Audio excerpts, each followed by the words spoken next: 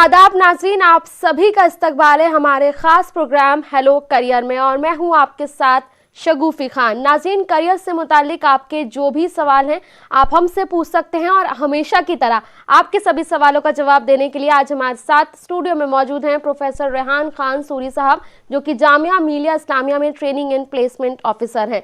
Sir, तहे दिल से इस्तकबाल है आपका। शुक्रिया। नाज़रीन, आप भी हमारे इस प्रोग्राम से जुड़ सकते हैं। हमारे नंबर्स लगातार आपकी टीवी स्क्रीन पर फ्लैश हो रहे हैं। प्रोफेसर साहब, इससे पहले हम अपने प्रोग्राम शुरू करें, अपने नाज़रीन को बताते चले कि आज हम जिस मुद्दे पर डिस्कशन करने जा रहे हैं वो है social work and development sector पर।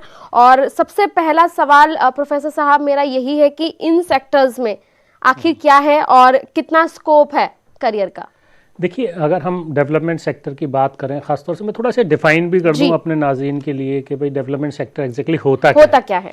देखिए, जो लोग भी किसी भी डेवलपमेंट पार्ट पे, ख़ासतौर से वो चाहें किसी अपलिफ्टमेंट की बात करें, सोशल वेलफेयर की बात करें, लाइवलीहुड की बात करें, एम्प्लॉयमेंट की बात करें, जहाँ पर एक मास का किसी का एक बेनिफिट होता है, उनकी किसी जो उनकी पोजीशन है, जो स्टेटस है, उस स्टेटस में कोई इम्प्रूवमेंट होता है, उसको हम डेवलपमेंट करें। जिस तरह से डेवलपमेंट को कहा जाता है, जो हम विकास की बात करते हैं, लेकिन ख़ास तौर से डेवलपमेंट सेक्टर जब हम कहते हैं तो इसका मतलब ये होता है कि हम किसी कोई ना कोई बेनिफिशियरी है उस पर्टिकुलर चीज़ का, और एक पर्टिकुलर किसी सेक्टर की बात कर रहे हैं। वो बहुत सारे, उसमें भी अंदर बहुत सारे एरियाज़ हैं। मिसाल के तौर पे हम एजुकेशन सेक्टर की बात कर सकते हैं, हम एम्प्लॉयमेंट की बात कर सकते हैं, हम हेल्थ सेक्टर की बात कर सकते हैं, जिसमें एक हम ख़ास तौर से पूरी कम्युनिटी को, एक पर्टिकुलर मास को, एक अच्छे बड़े तादाद के लोगों के लिए हम किसी बेनिफिट की बात कर रहे हैं। तो इसकी हम अगर बात करते हैं तो इसमें एक स्कोप की जहाँ तक बात है तो एक बहुत बड़ा, एक कह सकते हैं, एक बड़ा, एक तादाद में एक बड़ा नंबर है। इवन हम इन्वायरमेंट की बात करें, हम अगर मिसाल के तौर पे हम स्वच्छता भारत अभियान की बात कर लें, हम क्लीन गंगा अभियान की बात करें, तो ये सारे हमारे वो सेक्टर हैं जहाँ पर हम कहीं ना कहीं एक ऐसे चीज़ को पे काम कर रहे हैं जो एक बड़ी तादाद को कवर करता है, एक बड़े सोशल सेगमेंट को कवर करता है, एक बड़ी कम्युनिटी को कवर करता है। तो इस तरह की हम अगर बात करते हैं ख़ास तौर से किसी ऐसे मुद्दे को लेके, किसी ऐसे इशू को लेके, और हम उस पर काम जब करते हैं या कोई ऑर्गेनाइजेशन उस पर काम करती है, तो वो डेवलपमेंट सेक्टर में आता है बेसिकली। और अगर हम इसमें करियर ऑप्शन की बात करें, और करियर ऑप्शन से पहले मैं पढ़ाई की इसमें बात करना चाहूँगी। आफ्टर 12th क्या हम इस कोर्स के बारे में सोच सकते हैं? नहीं, बिल्कुल सही है, हम करियर से ही ले लेते हैं। जब हम इस सेक्टर में जाना चाहते हैं, जब हमारा एक ओरिएंटेशन होता है, हम ख़ास तौर से लोगों के लिए काम करना चाहते हैं, लोगों के फ़ायदे के लिए काम करना चाहते हैं, तो वो हमारी जब सोच होती है और हम किसी पर्टिकुलर वेलफेयर, किसी का वेलफेयर करना चाहते हैं, हमारा मिजाज इस तरह के हम लोगों के लिए काम करना चाहते हैं, तो मुझे लगता है कि हमें फिर उस तरह की पढ़ाई को भी लेना चाहिए। क्योंकि इस तरह के पहले एक सोच थी कि एक्टिविज़्म होता था या सोशल जो वर्क करते थे लोग, वो कोई बहुत ही ऑर्गेनाइज्ड कोई पढ़ाई नहीं पढ़ते थे, वो सिंपल एक किसी ग्रेजुएशन, पोस्ट ग्रेजुएशन करने के बाद उस सेक्टर में आ जाते थे। लेकिन पिछले काफ़ी सालों से, और ख़ास तौर से अगर देखें तो मुझे लगता है कि पिछले 50 साल से तकरीबन इस तरह की एक ऑर्गेनाइज्ड पढ़ाई शुरू हुई, जिसमें बैचलर्स ऑफ सोशल वर्क शुरू हुआ, मास्टर्स ऑफ सोशल वर्क शुरू हुआ, इस तरह के बहुत सारे और प्रोग्राम शुरू हुए जिसमें एक्सक्लूसिवली डेवलपमेंट सेक्टर की या डेवलपमेंट को लेके, ख़ास तौर से उसके इर्द गिर्द कोई भी चीज़ होती है उसको, मिसाल के तौर पे हम हेल्थ मैनेजमेंट की बात करें या हम एनजीओ मैनेजमेंट की बात करें या हम डेवलपमेंट कम्युनिकेशन की बात करें, बहुत सारे इस तरह के कोर्सेज़ बैचलर्स लेवल पर भी, पोस्ट ग्रेजुएशन लेवल पे या पीजी डिप्लोमा लेवल पे बहुत सारे शुरू हुए हैं, जिसको आप करने के बाद डेवलपमेंट सेक्टर में जा सकते हैं। जी, और प्रोफेसर साहब, इससे अलग एक सवाल ये भी है कि आफ्टर 12th जब बच्चा सोचता है, या 12th में जब बच्चा सोचता है कि हमें डॉक्टर बनना है, हमें इंजीनियर बनना है, लेकिन ये एक ऐसा सब्जेक्ट है सोशल वर्क एंड डेवलपमेंट जिसमें बच्चा नहीं सोच पाता कि क्या करें, तो ऐसे में वो अपने अंदर इस आदत को कैसे देखे कि आगे जाके वो एक सोशल वर्कर बनेगा? देखिए, हम अगर इसकी बात करें, सोशल वर्कर बनना या सोशल या डेवलपमेंट सेक्टर में जाना, एक तो पहले ये चीज़ जहन से निकाल दें कि साहब पहले एक इमेज होती थी एक सोशल वर्कर की कि साहब एक खादी का कुर्ता होगा, लंबा सा जीन्स के ऊपर पहना होगा, एक झोला टंगा होगा, है ना, उसकी एक इमेज होती थी। अभी वो चीज़ सब खत्म हो गई। देखिए, अभी ये एज ए करियर अपने आप में एक डेवलप हुआ है, इमर्ज हुआ है। आप बात करें मिसाल के तौर पे इंटरनेशनल एनजीओज़ की बात करें, हम इंटरनेशनल ऑर्गेनाइजेशंस की बात करें जो इस तरह के लोगों को रिक्रूट करते हैं। मिसाल के तौर पे हम यूएन से रिलेटेड ऑर्गेनाइजेशन जो जुड़ी हुई हैं वो सारे रिक्रूट करते हैं। जैसे यूनिसेफ की हम बात करें, इसी तरह से वेलफेयर ऑफिसर्स होते हैं। वेलफेयर ऑफिसर्स में ख़ास तौर से मैंडेटरी है, ख़ास तौर से जो हमारी मैन्युफैक्चरिंग ऑर्गेनाइजेशंस हैं जहाँ पर बड़े प्लांट हैं, वहाँ वेलफेयर ऑफिसर्स की ज़रूरत होती है और उसकी वहाँ एक उसके लिए एक डेजिग्नेटेड कह सकते हैं कि उसकी एक क्वालिफ़िकेशन भी होती है। इसी तरह से आपके काउंसलर्स की ज़रूरत होती है, वो चाहे आपके हॉस्पिटल्स में हों या बहुत सारी ऐसी हमारी सरकारी संस्थाएं हैं, सरकारी जो गवर्नमेंट ऑर्गेनाइजेशंस हैं, पब्लिक ऑर्गेनाइजेशंस हैं, पब्लिक सेक्टर ऑर्गेनाइजेशंस हैं, जहाँ पर उनकी ज़रूरत होती है जिन्होंने इस कोर्स को किया हुआ है, इस कोर्स की कोई ना कोई तालीम उन्होंने ऑर्गेनाइज्ड एक पढ़ाई की हुई है, तो उस पर बेस्ड उनकी जॉब लगती है। तो इस तरह का एक तो पहली शुरुआत ये होती है। दूसरा ये है कि अभी बहुत सारी कॉरपोरेट फाउंडेशंस हैं। मिसाल के तौर पे अभी एक हमारे यहाँ 2014 में एक एक्ट जो अमेंड हुआ इंडस्ट्री एक्ट में, जो आपका न्यू कंपनीज एक्ट के साथ जो ख़ासतौर से अमेंडमेंट, एक कॉरपोरेट सोशल रेस्पॉन्सिबिलिटी ऐड हुई जिसको हम CSR के नाम से जानते हैं, जहाँ पर एक कैटेगरी ऑफ कंपनीज़ हैं जो फॉल करती हैं उस कैटेगरी में। उसमें जो कंपनीज़ हैं उनको अपना 2% ऑफ द प्रॉफिट स्पेंड करना होता है CSR में। उसमें बहुत सारी कंपनीज़ ने अपनी फाउंडेशंस बना ली, तो उन फाउंडेशंस में आपको जॉब्स के लिए ख़ासतौर से वो तो कॉर्पोरेट जॉब होती हैं, बिल्कुल प्रॉपर कॉर्पोरेट जॉब होती हैं। इसी तरह से बहुत सारी है जो हमारी इंटरनेशनल ख़ासतौर से ऑर्गेनाइजेशंस हैं, वो बहुत अच्छे ऑफ़र करती हैं। ये तो एक पार्ट है जिसमें आपको एक्सक्लूसिवली उस तरह के प्रोजेक्ट्स पे काम करना होता है, उनको डिज़ाइन करना होता है, उस पर काम करना होता है। उसके अलावा भी देखें तो अगर ये इतनी बड़ी ऑर्गेनाइजेशंस होती हैं, उस मिसाल के तौर पे बहुत सारी ऐसी हमारी कंपनीज़ हैं जिनके CSR बजट्स ही तकरीबन 200 करोड़, 250 करोड़, 100 करोड़ के होते हैं। तो इतने बड़े एक क्वांटम को हैंडल करने के लिए पूरी एक ऑर्गेनाइजेशन की ज़रूरत होती है और उसमें सिर्फ MSW या सोशल वर्क वालों की ज़रूरत नहीं होती, उसमें MBA भी चाहिए होता है, उसमें इंजीनियर्स भी चाहिए होते हैं। तो इस तरह की चीज़ें होती हैं। बिल्कुल। और इस बीच एक कॉलर हमारे साथ जुड़ गए हैं। हेलो हेलो हेलो, अस्सलाम वालेकुम। जी वालेकुम अस्सलाम। मैं श्रीनगर से कॉल कर रही हूँ। जी अपना सवाल बताइए। मेरा सवाल है कि मुझे BSc IT के बारे में पूछना था कि मैं इसके बाद एक्चुअली मैं अभी यही कोर्स कर रही हूँ, तो मुझे जानना था कि इसके बाद मैं क्या करूँ और इसका स्कोप क्या है। जी ठीक, देखिए BSc IT एक अपने आप में अच्छा कोर्स है और अगर उसके बाद भी आप जॉब में जा सकते हैं, लेकिन अगर आप फर्दर क्वालिफिकेशन के लिए जानना चाहते हैं तो मेरी नज़र में MSc कंप्यूटर साइंस आपको करना चाहिए और MSc कंप्यूटर साइंस के बाद भी फर्दर आप अपनी PhD वगैरह कर सकते हैं। तो एक तो ये लाइन होगी जिसमें आप टीचिंग वगैरह में जा सकते हैं, रिसर्च में जा सकते हैं। उसके अलावा आप MCA भी कर सकते हैं, लेकिन MCA 3 साल का कोर्स होता है तो बहुत बार लोग उसे ऑप्ट नहीं करना चाहते, लेकिन MCA के बाद आप फिर कॉर्पोरेट के लिए आपका एक अच्छा रास्ता खुल जाता है। वैसे आप MSc कंप्यूटर साइंस करके भी कॉर्पोरेट में जा सकते हैं, लेकिन MSc कंप्यूटर साइंस करने के बाद आप M.Tech भी ज्वाइन कर सकते हैं। IITs में ऑप्शन है आपके पास। इसके अलावा भी M.Tech जहाँ पर होता है वहाँ आप M.Tech ज्वाइन करके फिर PhD कर सकते हैं, तो आप फिर इंजीनियरिंग की लाइन में आ जाते हैं। तो इस तरह के प्रोविजंस हैं। मुझे लगता है कि BSc IT के बाद आप कॉर्पोरेट में भी जा सकते हैं, डिपेंड करता है आपका इंटरेस्ट किस तरह का है। बिल्कुल। और एक और कॉलर हमारे साथ फोन लाइन पर है। हेलो अस्सलाम वालेकुम। वालेकुम अस्सलाम। सवाल बताइए। जी सर, मैंने OMC में डिप्लोमा किया है।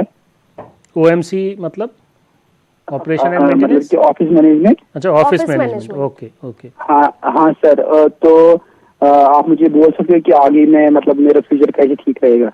जी ठीक, देखिए आपने जो डिप्लोमा ऑफिस मैनेजमेंट में किया है हम आपसे ये नहीं पूछ पाए, लेकिन हम ये समझ रहे हैं शायद आपने 3 इयर्स डिप्लोमा किया होगा, जो ख़ासतौर से 3 साल का एक कोर्स होता है। 2 साल का भी किया है तब भी आपको मुझे लगता है कि ऑफिस मैनेजमेंट की एक नंबर ऑफ़ जॉब्स अच्छी खासी होती हैं और उसके लिए थोड़ा सा कम्युनिकेशन और कंप्यूटर्स की नॉलेज, ज़ाहिर है आपने कोर्स किया है तो ज़रूर होगी उसकी। तो ये अपने आप में एक कंप्लीट एजुकेशन होती है, लेकिन मैं आपको फिर भी मशवरा ये दूंगा कि आपको ग्रेजुएशन ज़रूर इसके साथ कर लेना चाहिए।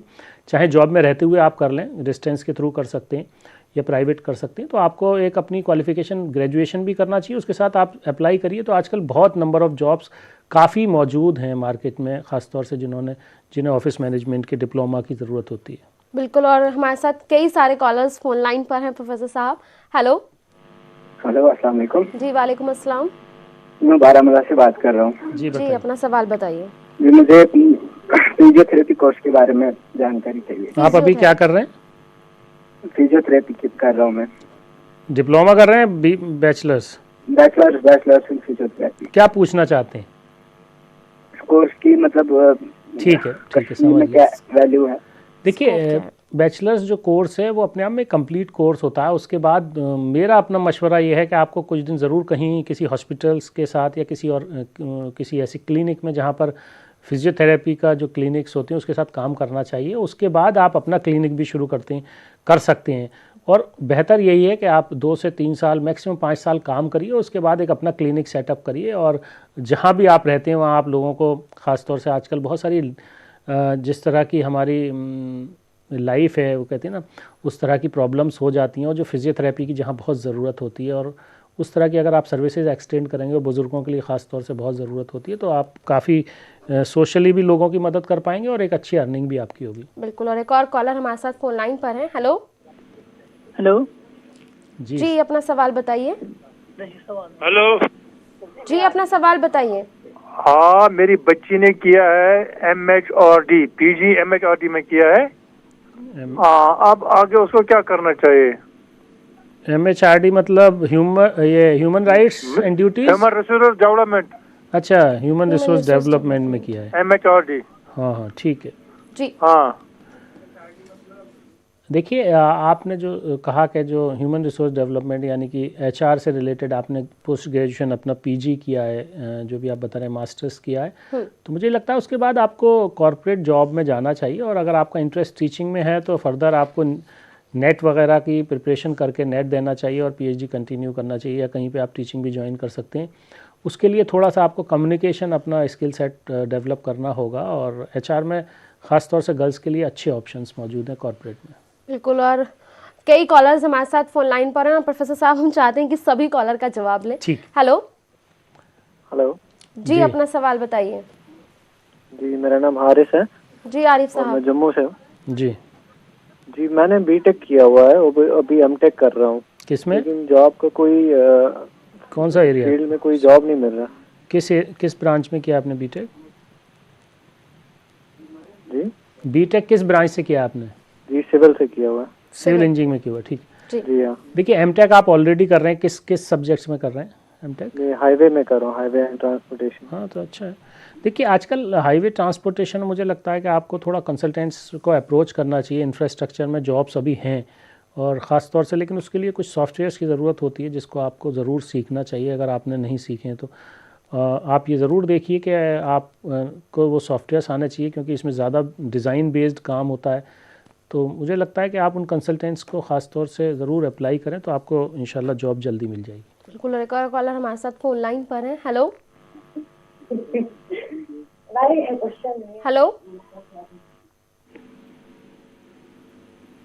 शायद किसी वजह से इनसे राब्ता नहीं हो पाया है। दूसरे कॉलर को हम शुमार करते हैं। हेलो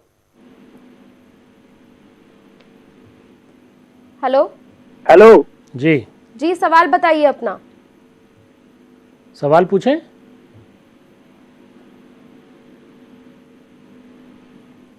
शायद राब्ता इनसे भी कायम नहीं हो पाया हमारा।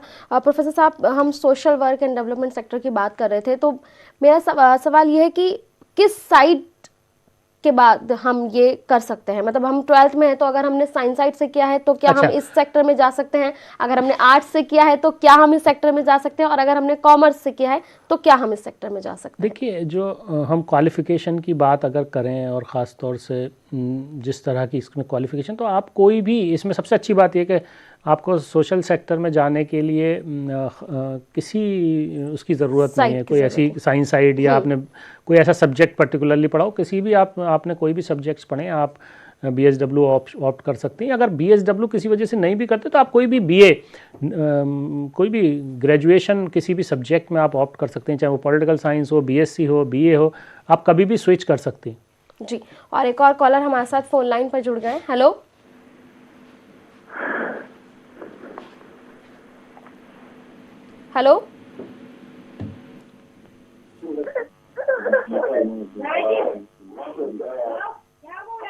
शायद इनसे राब्ता हमारा नहीं हो पाया। हेलो जी, अपना सवाल बताइए। जी, हम सभी से गुजारिश करते हैं कि अपनी टीवी की आवाज बंद करके हमें कॉल करें। हेलो जी, आप टीवी की आवाज बंद है। जी बताइए। जी, सवाल बताइए अपना। जी, सवाल ये है कि ग्रेजुएशन के बाद हम एमए के लिए ऑप्ट करें या सीधे हम सिविल सर्विस की कोचिंग करें? ठीक जी, देखिए, सिविल सर्विसेज की कोचिंग अगर आपको कहीं एडमिशन मिलता है तो ज़रूर करनी चाहिए। एमए कंटिन्यू ना करें तो बेहतर है, लेकिन अगर आपके पास ऑप्शन बहुत ज़्यादा किसी रेगुलर कोचिंग का नहीं है तो एमए करने में कोई हर्ज नहीं है। लेकिन आपको ये ज़रूर देखना होगा कि आप जो एमए कर रहे हैं उसमें आपका कितना वक्त जा रहा है, कौन से सब्जेक्ट आप पढ़ रहे हैं जो आपके इररेलेवेंट मीन्स बहुत ज़्यादा उसका आपको फ़ायदा नहीं होगा पढ़ने के बाद। क्योंकि इसमें सबसे इम्पॉर्टेंट ये होता है सिविल सर्विसेज में कि आपकी कोचिंग, आप जो तैयारी कर रहे हैं ख़ास तौर से, वो कौन से सब्जेक्ट और कौन से टॉपिक्स को सेलेक्ट कर रहे हैं पढ़ते वक्त, वो अहम होता है। तो बेहतर इसमें यही है कि कहीं कोचिंग किसी से गाइडेंस लें और उसी हिसाब से फिर तय करें कि आपको एमए करना चाहिए या नहीं। अगर आपका एमए कोई साइड में चल रहा है तो कोई हर्ज नहीं है अगर आप उससे बहुत रेलेवेंट सब्जेक्ट्स को के साथ कर रहे हैं। बिल्कुल। एक और कॉलर हमारे साथ फोन लाइन पर है। हेलो हेलो हेलो, शायद राब्ता इनसे हमारा नहीं हो पाया।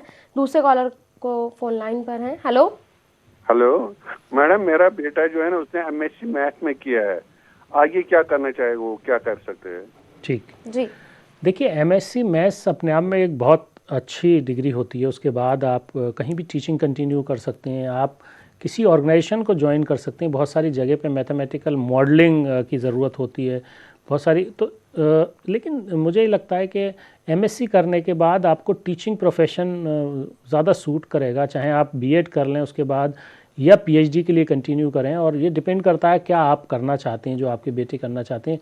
बेहतर ये होगा कि पीएचडी अगर कंटिन्यू करेंगे तो वो आपको अच्छे और आपके करियर की जो कहते हैं उसके एडवांसमेंट के लिए आपको ज़्यादा हेल्प करेगा। बिल्कुल। और एक और कॉलर हमारे साथ फोन लाइन पर है। हेलो हेलो जी जी, अपना सवाल बताइए।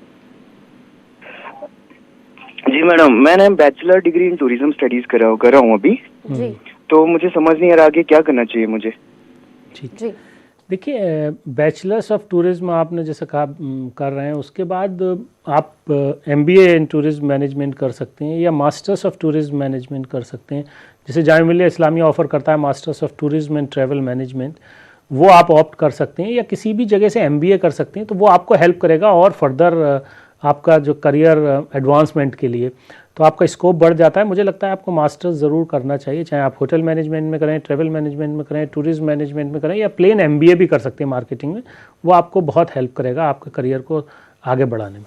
बिल्कुल। और social work and development sector की मैं बात कर रहे थे हम लोग सर, और मुझे ये जानना था सर, कॉलेजेस की अगर हम इसमें बात करें तो किन किन सोशल वर्क में अगर हम टॉप मोस्ट कॉलेज की बात करें तो जामिया मिल्लिया इस्लामिया का नाम एक टॉप लिस्ट में आता है। वहाँ पर 50 साल पुराना एडवांस यूजीसी एडवांस सेंटर है वो जी। और उसके अलावा Tata institute of social sciences अपने आप में एक बहुत बड़ा नाम है।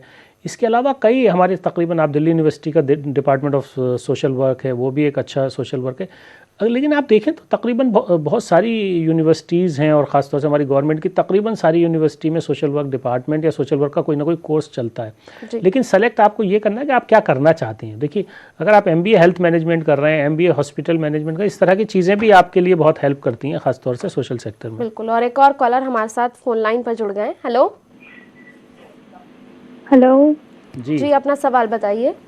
अस्सलाम वालेकुम। वालेकुम मैं अस्सलाम। सदफ फ्रॉम सोपोर। एक्चुअली मेरा क्वेश्चन ये है, मेरा बीएससी हो गया था 2018 में। जी, तो अभी मैं आगे क्या करूं, मेरे लिए करियर ऑप्शंस क्या है जिसमें मेरे को जॉब जल्दी लगे, उसी के लिए मैंने क्वेश्चन किया। किन सब्जेक्ट्स में किया बीएससी आपने? जी मैंने जूलॉजी बॉटनी, अभी मैं एक्चुअली मेरा इंटरेस्ट ज़्यादा बॉटनी में है। ठीक। जी, देखिए, मुझे लगता है कि आपको बायो साइंसेस की तरफ या बायोटेक्नोलॉजी की तरफ भी जा सकती हैं आप, वरना आप अपना एमएससी लाइफ साइंसेस के साथ भी कर सकते हैं। और ख़ास तौर से जैसे आपने बॉटनी की बात करी तो बॉटनी में भी मुझे लगता है बायो साइंसेस आपके लिए ज़्यादा ऑप्शन अच्छा रहेगा। मास्टर्स आपको करना चाहिए और 2018 में आपने किया, ऑलरेडी तकरीबन 2 साल आपको हो गए। एक ऑप्शन ये है। उसके अलावा दूसरा ऑप्शन ये हो सकता है कि आप बीएड करने के बाद टीचिंग में चले जाएँ और फिर उसके बाद अपनी क्वालिफ़िकेशन को बढ़ाते रहें, लाइक एमएससी वगैरह करें। तो ये दोनों ऑप्शन आपके पास हो सकते हैं। हमारा मशवरा ये है कि आपको एमएससी करनी चाहिए। बिल्कुल। और एक और कॉलर हमारे साथ फोन लाइन पर है। Hello hello ma'am. जी अपना सवाल बताइए। मैम मैंने एमए किया मैम डिस्टेंस से पॉलिटिकल साइंस में जी। तो मेरा काफी ज्यादा अच्छा होल्ड है पॉलिटिकल साइंस, तो मुझे आगे उस फील्ड में ही जाना चाहिए या फिर क्या ट्राई करना चाहिए मैम? जी देखिए एमए पॉलिटिकल साइंस आपने जैसे किया हुआ है तो ये एक ऐसी डिग्री होती है जिसमें आप टीचिंग में अगर जाना चाहते हैं सोशल स्टडीज़ का बीएड करके जा सकती हैं। उसके अलावा अगर आप कहीं भी, क्योंकि आजकल बहुत सारे पॉलिटिकल साइंटिस्ट की ज़रूरत है, ये एक न्यू करियर कह सकते हैं इसको, क्योंकि जितनी भी आजकल बहुत सारी हमारी चाहे पॉलिटिकल पार्टीज़ हों या बहुत सारी ऐसी कंसल्टिंग ऑर्गेनाइजेशंस हैं जो पॉलिटिकल साइंटिस्ट को हायर करती हैं टू जस्ट बहुत सारी प्रोजेक्शंस के लिए, बहुत सारी रिसर्च के लिए। तो मुझे लगता है आपको आइडेंटिफाई करना चाहिए इस तरह की ऑर्गेनाइजेशंस को जो पॉलिटिकल साइंटिस्ट हायर कर रहे हैं, वहाँ अप्लाई करना चाहिए। बिल्कुल। और एक और कॉलर हमारे साथ फोन लाइन पर है। हेलो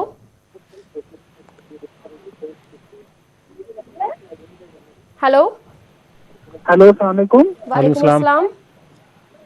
जी मेरा सवाल ये है कि मैंने एमएससी स्टैटिस्टिक्स किया है और आगे इसकी जो जॉब अपॉर्चुनिटीज है वो किस किस फील्ड में हो सकती है? जी देखिए आपका एक बहुत ही निश मार्केट है जिसे कहते हैं हम ख़ास तौर से कॉरपोरेट में, तो इस तरह की ऑर्गेनाइजेशंस जो स्टैटिस्टिकल सर्वेस करती हैं, इस तरह के सेक्टर में काम करती हैं। इसके अलावा बहुत सारी पब्लिक ऑर्गेनाइजेशंस इसमें ज़्यादा आपको मिलेंगी और बहुत सारी इंश्योरेंस कंपनीज़ भी हायर करती हैं, बहुत सारी एनालिटिकल फर्म्स हैं जो हायर करती हैं इस तरह के एमएससी को, तो आपको उनको अप्रोच करना चाहिए। एक और कॉलर हमारे साथ फोन लाइन पर है। हेलो हेलो जी जी सवाल बताइए। हेलो जी अपना सवाल बताइए, हम आपको सुन रहे हैं। हेलो शायद राब्ता इनसे नहीं हो पाया, दूसरे कॉलर लेते हैं। हेलो हेलो जी जी अपना सवाल बताइए। जी मैं बीएससी कर रही हूँ। जी किस सब्जेक्ट से कर रही हैं? हेलो आपके सब्जेक्ट्स क्या हैं बीएससी में? जी ज़ूलॉजी, बॉटनी और ज्योग्राफी। ठीक है, बताइए आगे। जी सवाल बताइए। जी मैं कह रही हूँ कि बीएससी के बाद ही मुझे सिविल सर्विसेज के लिए जाना चाहिए या एमएससी करके? जी देखिए सिविल सर्विसेज की जो क्वालिफ़िकेशन है वो ग्रेजुएशन होती है, तो आप एलिजिबल हैं उसको एग्ज़ाम देने के लिए, इसलिए अपना फोकस जो है उसकी तैयारी पर लगाएं, क्योंकि वो बहुत ही एक्सटेंसिव उसमें तैयारी की ज़रूरत होती है, आपको बहुत वाइड स्टडी करनी होती है, आपको बहुत ज़्यादा वक्त चाहिए। इसलिए बेहतर ये है कि अगर आपका एम सिविल सर्विसेज है तो आपको 100% फोकस अपना सिविल सर्विसेज पर रखना चाहिए। बिल्कुल। और एक और कॉलर हमारे साथ फोन लाइन पर है। हेलो हेलो मैडम जी सवाल बताइए। मेरी बेटी ने एमएससी किया disaster management. MSc in disaster management. MSc किया डिजास्टर मैनेजमेंट में। ठीक है, तो बस फर्दर क्या करना है वो आपका गाइड कर देना। जी देखिए एमएससी डिज़ास्टर मैनेजमेंट में आपने किया है तो मेरा अपना सजेशन ये है, वैसे बहुत सारे ऑप्शन हो सकते हैं, आप जॉब की तरफ भी जा सकते हैं, लेकिन इसमें बहुत ज़्यादा नंबर ऑफ़ जॉब्स के स्कोप नहीं होते हैं, तो बेहतर इसमें यही है कि आप अपने आप को एकेडमिक्स की तरफ ले जाएं और इस तरह के इंस्टीट्यूशंस के साथ अपने आप को जोड़ें जो डिज़ास्टर मैनेजमेंट में काम करते हैं। बिल्कुल। और एक और कॉलर हमारे साथ फोन लाइन पर है। हेलो हेलो शायद राब्ता इनसे नहीं हो पाया है। दूसरा कॉलर हम लेते हैं। हेलो हेलो जी सवाल पूछिए। बताइए। हेलो जी अपना सवाल बताइए, हम आपको सुन रहे हेलो हैं। हेलो जी सवाल आपसे पूछिए। गुजारिश है कि आप अपने टीवी की आवाज बंद करके हमसे सवाल करिए। अस्सलाम वालेकुम मैडम। वालेकुम अस्सलाम जी जी अभी हम कर रहे हैं MMPHW, तो आगे जॉब के लिए हमें क्या करना पूरा चाहिए? बताइए क्या नाम है इसका? MMPHW। आप इसका पूरा बताएंगे, फुल फॉर्म क्या है? जी MMPHW नर्सिंग के लिए हम कर रहे हैं अभी। अच्छा जी मैं समझ नहीं पा रहा आप कौन सा कोर्स कर रहे हैं, आई डोंट नो। नर्सिंग, लेकिन ये पब्लिक हेल्थ एंड वेलफेयर मुझे जो समझ में आ रहा है, खास तौर से शायद आप PHW की बात जो कर रहे हैं, तो इसमें क्या आप पूछना चाहते हैं हम नहीं समझ पा रहे। लेकिन अगर आपने कोई भी पब्लिक हेल्थ का कोर्स किया है, वो जाहिर है बिल्कुल डेवलपमेंट सेक्टर में काम करता है, बहुत सारे मेडिकल हेल्थ केयर सेक्टर में काम करता है, तो उसे आपको ज्वाइन करना चाहिए। और अगर आपने मास्टर्स किया हुआ है तो मुझे लगता है कि आप टीचिंग की तरफ भी जा सकते हैं। आप किसी भी नर्सिंग कॉलेज को ज्वाइन कर सकते हैं जहाँ पर मास्टर्स को प्रेफर करते हैं कुछ पर्टिकुलर सब्जेक्ट्स के लिए जो आपने बताया। बिल्कुल। और एक और कॉलर हमारे साथ फोन लाइन पर है। हेलो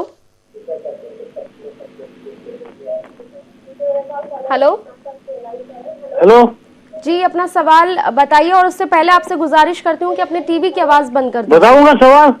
जी सवाल बताइए, टीवी की आवाज बंद कर दीजिए। मेरा बेटा उसने बायोसाइंस में ये नेट भी क्वालिफाई किया, एमएससी बॉटनी में किया, अब वो क्या करना चाहे? जी ठीक है, उसको आगे। ठीक है, बहुत अच्छा। देखिए नेट आपके बच्चे ने क्वालिफाई किया है, आपको मुबारक हो।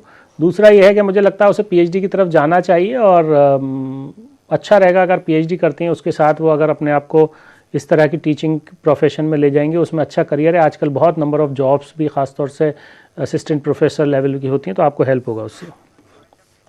बिल्कुल। और बहुत बहुत शुक्रिया प्रोफेसर साहब, आप हमारे स्टूडियो में आए और सभी कॉलर्स का जवाब दिया। और अपने नाज़रीन का शुक्रिया अदा करते हुए मैं कहना चाहती हूँ कि आप हमें जब भी कॉल करें अपनी टीवी की आवाज़ बंद करके कॉल करें। फिलहाल हमें इजाज़त दीजिए, वक्त अब आपसे अलविदा लेने का हो गया है, लेकिन अगले हफ्ते दोबारा हाजिर होंगे। तब तक आप देखते रहिए न्यूज़ 18 उर्दू। खुदा हाफिज। खुदा हाफिज।